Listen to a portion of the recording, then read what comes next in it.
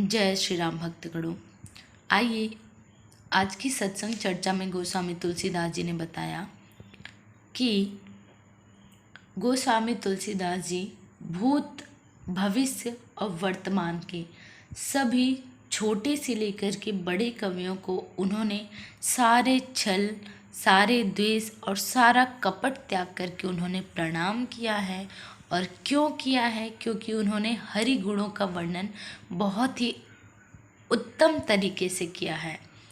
तो यही बात हम चौपाइयों से सुनेंगे और समझेंगे कि उन्होंने कैसे, किस प्रकार से कहा है। चरण कमल बंदौ तिनके रे, पुरवहु सकल मनोरथ मेरे। कल के कबिन करऊं परनामा, जिन बरने रघुपति गुण ग्रामा।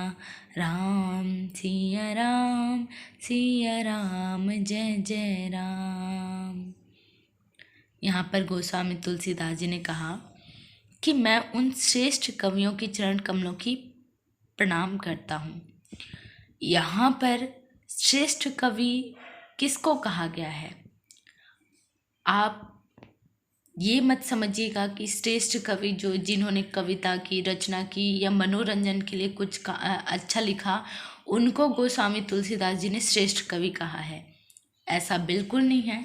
यहाँ पर श्रेष्ठ कवि का अर्थ यहाँ पे गोस्वामी तुलसीदास जी ने बताया, जो श्री हरि के गुणों का वर्णन बहुत ही उत्तम तरीके से बुद्धिमानी पूर्वक किए हैं, वही मेरे लिए श्रेष्ठ कवि हैं।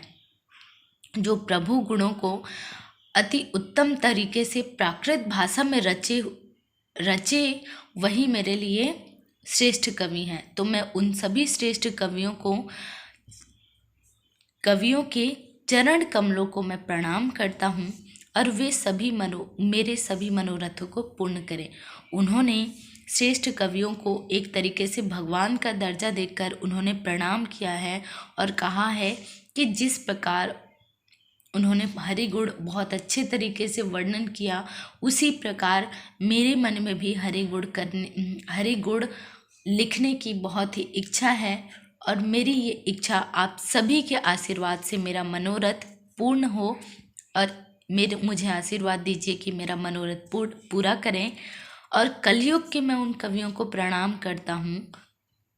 अब उन्होंने कहा कि कलयुग के जो वो कवि हैं जिन्होंने श्री रघुनाथ जी के गुण समूहों का वर्णन किया है, मैं उनको भी प्रणाम करता हूँ। और कलयुग के कवि कौन हैं? कलयुग के कवि जिन्होंने कदम्ब रामायण लिखा है, वो कलयुग के कवि कह सकते हैं आप उनको। जिन्होंने संस्कृत रामायण लिखा है, उनको कह सकते हैं। और भी बहुत सारे ऐसे जो रचनाकार हैं जिन्होंने समय समय पर लिखा है, उनको गोस्वामी तुलसीदास जी ने महर्षि वाल्मीकि के लिखने के बाद जितने भी कवि लिखे, उनको उन्होंने कलयुग के कवि के बारे में कहा और उनको कलयुग के कवियों के नाम से उन्होंने संबोधित किया है। और उन्होंने कहा है कि जैसे वो श्री रघुनाथ जी के गुण समूह का वर्णन किया है, इसीलिए मैं उन सभी को प्रणाम करता हूँ। उसके बाद आगे उन्होंने कहा, जे प्राकृत कवि परम सयाने, भाषा जिन हरि चरित बखाने।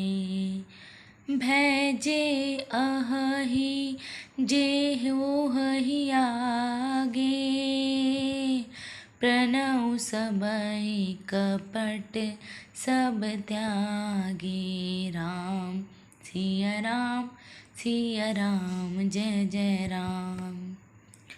अब यहाँ पर गोस्वामी तुलसीदास जी ने कहा है, वही वे बड़े बुद्धिमान प्राकृत कवि जिन्होंने भाषा में हरिचरित्रों का वर्णन किया है, और ऐसे कवि पहले हो चुके हैं जो इस समय वर्तमान में हैं और आगे होंगे। उन सब को मैं सारा कपट त्याग कर प्रणाम करता हूँ।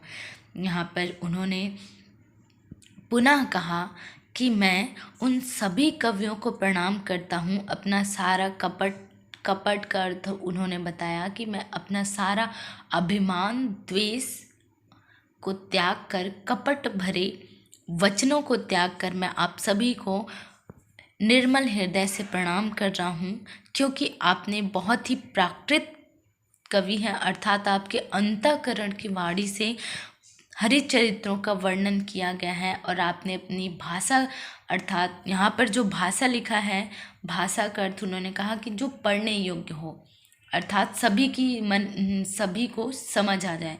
तो गोस्वामी तुलसीदास जी ने कहा इस वाले चौपाई में कि वो प्राकृत कवि, वो महान कवि जिन्होंने हरित चरित्रों का वर्णन इतने प्राकृतिक तरीके से, इतने बुद्धिमानी तरीके से लिखा है, इतने अच्छे भाषा में लिखा है कि सभी को समझ आ जाए, ऐसे कवि जो पहले हो चुके हैं, अर्थात जो पहले प्रभु गुण चरित्रों को लिख चुके हैं और इस समय वर्तमान में जो लिख रहे हैं और जो आगे लिखेंगे, उन सभी को मैं अपना सारा अहंकार और द्वेष हटा करके प्रणाम करता हूँ। इस प्रकार गोस्वामी तुलसीदास जी ने जितने भी कवि, छोटे बड़े कैसे भी हों, जिन्होंने हरि गुण को रचा, हरि गुण की उन्होंने कथा कही, जिन्होंने भी हरि गुण की चर्चा की, उन सभी को उन्होंने अपना सारा अहंकार छोड़ करके, सारा कपट छोड़ करके सभी को उन्होंने प्रणाम किया है।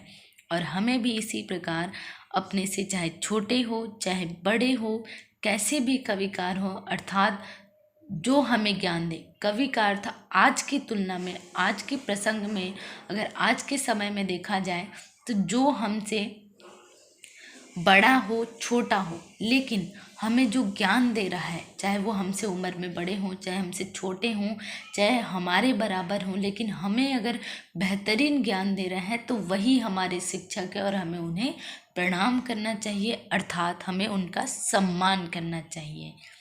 तो आज की सत्संग चर्चा यहीं संपूर्ण हुई। जय श्री राम।